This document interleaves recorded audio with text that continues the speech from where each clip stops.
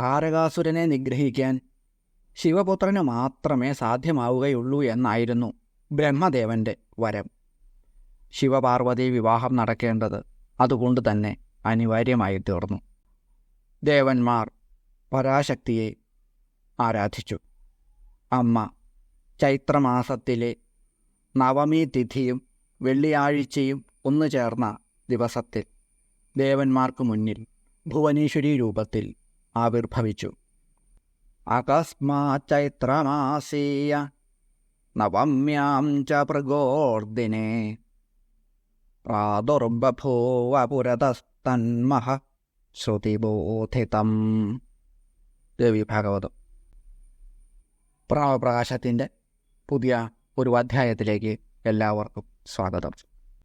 സൗഭാഗ്യം, ആരോഗ്യം, സമ്പത്ത്, കീർത്തി, യശസ് എന്നിവയൊക്കെ വർദ്ധിപ്പിക്കുന്നതും ശത്രു സംഹാരത്തിന് ഉത്തമവുമായിട്ടുള്ള ഭുവനേശ്വരി പഞ്ചരസ്തോത്രം എന്ന മന്ത്രധാരയിലെ ഒരു മഹാമന്ത്രമാണ് ഇന്ന് അവതരിപ്പിക്കുന്നത്. ഭുവനങ്ങൾക്കും ഈശ്വരിയായിട്ടുള്ള ഭുവനേശ്വരി ദേവിയെ അമ്മയായിട്ടും അതിലുമുപരി ഗുരുവായിട്ടും കണ്ടുകൊണ്ട് ഈ മന്ത്രം ജപിക്കാവുന്നതാണ്. ഇതിൽ 5 ബീജമന്ത്രങ്ങളും അടങ്ങിയിട്ടുണ്ട്.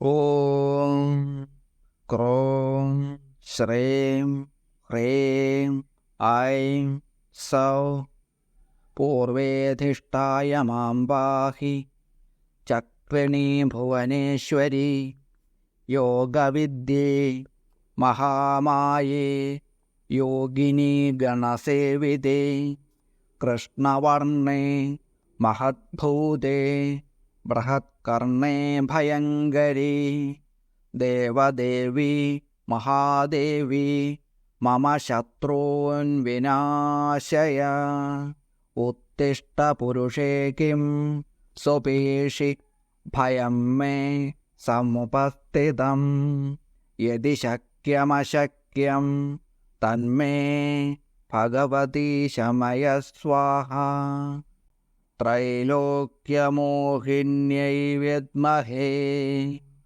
വിശ്വജനന്യൈ ധീമഹി തന്ന ശക്തി പ്രചോദയാത്. ഇതാണ് ഭുവനേശ്വരി പഞ്ചരസ്തോത്രത്തിലെ 1ാമത്തെ മഹാമന്ത്രം. ഭുവനേശ്വരി ദേവിയുടെയോ ലളിതാ ത്രിപുരസുന്ദരി ദേവിയുടെയോ ഭദ്രകാളിയുടെയോ രൂപം മനസ്സിൽ ധ്യാനിച്ചുകൊണ്ട് ഈ മന്ത്രം ജപിക്കാം എന്നുള്ളത് തന്നെയാണ് ഇതിൻ്റെ ഏറ്റവും പ്രധാനപ്പെട്ട പ്രത്യേകത. ഭദ്രകാളി രൂപം മനസ്സിൽ ധ്യാനിച്ചുകൊണ്ട് 7 പ്രാവശ്യം ചൊവ്വ വെള്ളി ദിവസങ്ങളിൽ ജപിച്ചാൽ ശത്രുദോഷം മാറിക്കിട്ടും. ഭുവനേശ്വരി ദേവിയെയോ ലളിതാ ത്രിപുരസുന്ദരി ദേവിയെയോ ധ്യാനിച്ചുകൊണ്ട് ഈ മന്ത്രം ജപിച്ചാൽ സർവ ഐശ്വര്യ സൗഖ്യവും സമ്പത്തും കീർത്തിയും ലഭ്യമാകുന്നതാണ്. ശ്രീ മഹാലക്ഷ്മി ദേവിയെ ധ്യാനിച്ചുകൊണ്ട് ഈ മന്ത്രം 21 പ്രാവശ്യം വ്യാഴാഴ്ച ദിവസവും തിങ്കളാഴ്ച ഞായർ എന്നീ ദിവസങ്ങളിൽ കൂടാതെ പക്കപ്പിറന്നാൾ ദിവസവും ജപിക്കുന്നത് ദാരിദ്ര്യം അകറ്റി സർവ ഐശ്വര്യ സമൃദ്ധി സിദ്ധിക്കുന്നതിന് അത്യുത്തമമാണ്. ആദിപരാശക്തിയായ ഭുവനേശ്വരി ദേവി എല്ലാവരെയും അനുഗ്രഹിക്കട്ടെ എന്ന് പ്രാർത്ഥിച്ചുകൊണ്ട് നിർത്തുന്നു. നന്ദി, നമസ്കാരം.